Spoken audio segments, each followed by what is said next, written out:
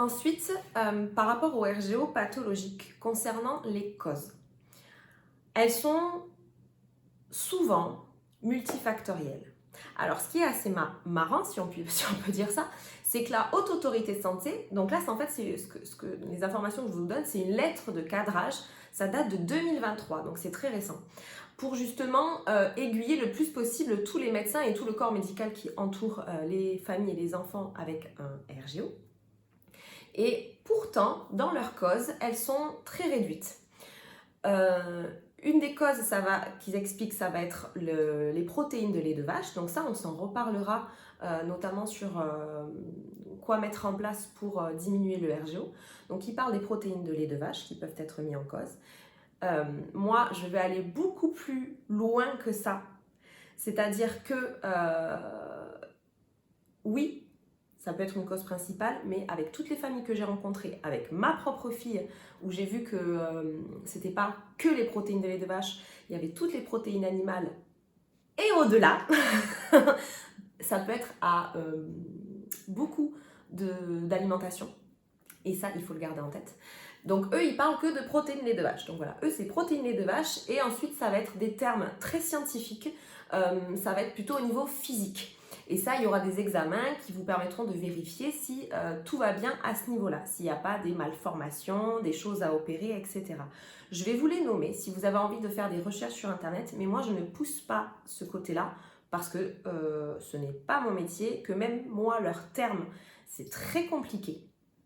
Et ils disent que ce sont des cas qui sont assez rares, mais qui peuvent exister.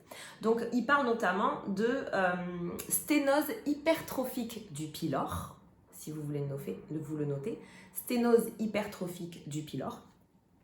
Donc, d'après eux, ils disent que ça concerne quand même 1 à 4 naissances sur 1000, ce qui n'est quand même pas rien, donc il peut y en avoir.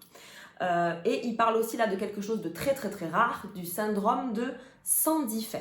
Donc là, qui est vraiment extrêmement rare, mais en tout cas, ça existe.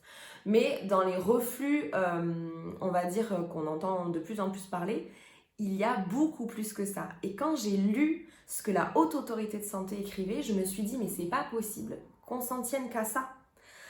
Il y a plus que ça. Donc, les causes, ça peut être dans l'alimentation et pas seulement les protéines de lait de vache, même si c'est le principal sur lequel on pourra travailler, mais il y a beaucoup plus que ça. Donc ça peut être l'alimentation, ça peut être aussi des mémoires transgénérationnelles. Donc ça, ce sont des choses qui ne sont pas palpables par le corps médical, où il faut aller voir au-delà de ce qui est physique, mais il y a des mémoires intracellulaires de génération en génération qui peuvent avoir un impact sur votre enfant et qui peuvent expliquer une partie du reflux. C'est pour ça que par contre le reflux est souvent multifactoriel. On va commencer à tirer des ficelles, mais il n'y en a pas qu'une ficelle à tirer et c'est ça qui est des fois assez déroutant en tant que parent. C'est qu'on se dit « Ah chouette, j'ai chopé un truc !» Mince, en fait, il y en a un autre, puis un autre petit, puis un petit, puis un petit. Mais ce qui est satisfaisant, c'est de se dire on peut travailler dessus. Donc, il y a tout ce qui est mémoire cellulaire, transgénérationnelle, etc. Et puis, il va y avoir aussi des blocages, notamment soit dans le ventre pendant la grossesse, soit suite à l'accouchement, que ce soit césarienne, par voie basse, etc. Ils vivent des choses, ces enfants-là, quand ils viennent au monde. Le corps est bousculé. Donc, des fois, il va y avoir des blocages qu'il va falloir aussi travailler dessus pour pouvoir débloquer pour qu'à nouveau, tout se passe bien. C'est vraiment multiple. Il y a des multiples causes et chaque enfant est différent. Donc ça, je vous le dis, il faut le garder en tête. Je ne peux pas vous dire que votre enfant, ça provient de telle ou telle cause. Ça peut être aussi quelque chose dans l'environnement, tout ce qui est perturbateur endocrinien, des parfums, certaines odeurs, etc. etc. Donc vous voyez vraiment, c'est hyper large, sauf que les médecins s'en tiennent au classico-classique. Et si ça ne répond pas à ça, ils disent voilà, on a tout fait, il faut attendre. Et je sais que ça, c'est vraiment hyper frustrant.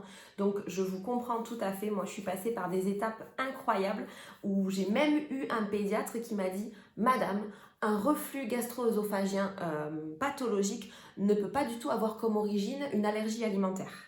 C'est impossible. » Elle me prenait pour folle. Voilà. Alors que quand j'ai vu que la Haute Autorité de Santé disait qu'au moins ça pouvait faire partie d'un symptôme, je me suis dit « Mais où va-t-on? C'est pour ça que pour moi, c'est très important de pouvoir vous faire tous ces apports-là, parce que malheureusement, beaucoup de médecins ne sont pas du tout renseignés, formés, soit parce qu'ils ne le souhaitent pas aussi, soit parce qu'ils ne ils vont pas chercher eux-mêmes parce que ça ne les intéresse pas, alors qu'il y en a de plus en plus et c'est dommage. Je vous dis rendez-vous dans la prochaine vidéo.